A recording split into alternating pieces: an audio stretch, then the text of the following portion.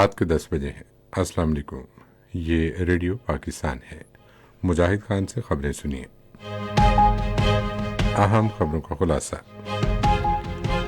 وزیر اعظم نے کہا ہے کہ معیشت کی بحالی حکومت کے لیے سب سے بڑا چیلنج اور اولین ترجیح ہے۔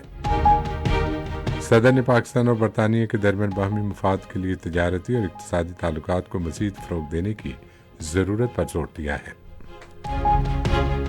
پاکستان اور چین نے مالی منڈیوں اور سرمایہ کاری کے ماحول کو بہتر بنانے کے لیے تعاون بڑھانے پر تبادلہ خیال کیا ہے۔ غزہ کے محصور علاقے میں گزشتہ 24 گھنٹے کے دوران اسرائیل کی مسلسل بمباری میں 62 فلسطینی شہید ہو گئے ہیں۔ اور اب خبریں تفصیل کے ساتھ۔ وزیر اعظم شہباز شریف نے کہا ہے کہ معیشت کی بحالی حکومت کے لیے سب سے بڑا چیلنج اور اولین ترجیح ہے۔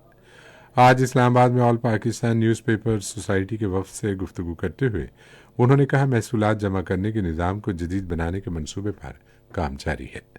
وزیر اعظم نے کہا کہ FBR مکمل طور پر ڈیجیٹلائزڈ ہے اور ٹیکس کے دائرہ کار میں اضافے کی کوششیں کی جا رہی ہیں۔ شہباز شریف نے کہا کہ اربوں روپے کی بجلی چوری روکنے کے لیے حکومت یکسو ہو کر کام کرے گی۔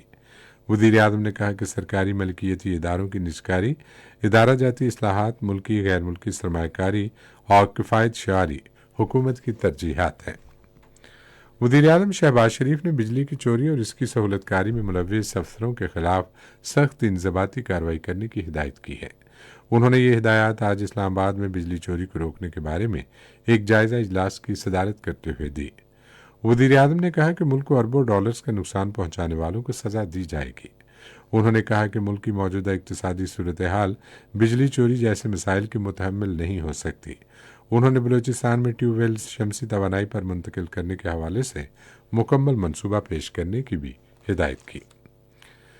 اسلام آباد ہائی کورٹ کے 6 ججوں نے چیف جسٹس آف پاکستان کے نام ایک خط میں جو مسئلے اٹھائے ہیں، حکومت نے ان کی تحقیقات کے لیے ایک کمیشن بنانے کا فیصلہ کیا ہے۔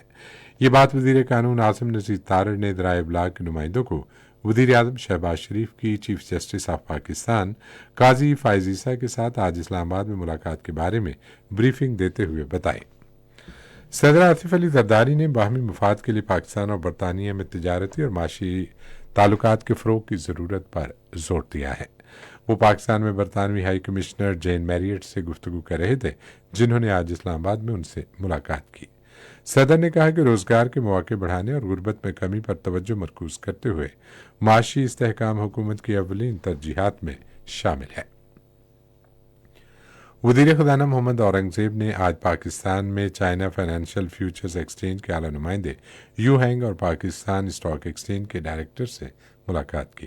ملاقات میں پاکستان کی مالیاتی منڈی اور سرمایہ کاری کے ماحول کو مضبوط کرنے کے لیے مواقع تلاش کرنے اور تعاون کو فروغ دینے پر تبادلہ خیال کیا۔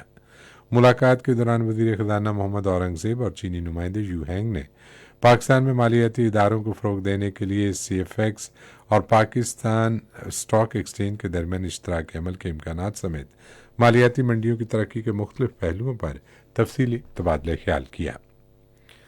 پاکستان نے بشام میں دہشت گرد حملے کے منصوبہ سازوں، سہولت کاروں اور اعلی کاروں کو کیفر کردار تک پہنچانے کے عزم کا اعادہ کیا ہے، جس کے باعث 5 چینی باشندوں کی جانوں کا ضیاع ہوا۔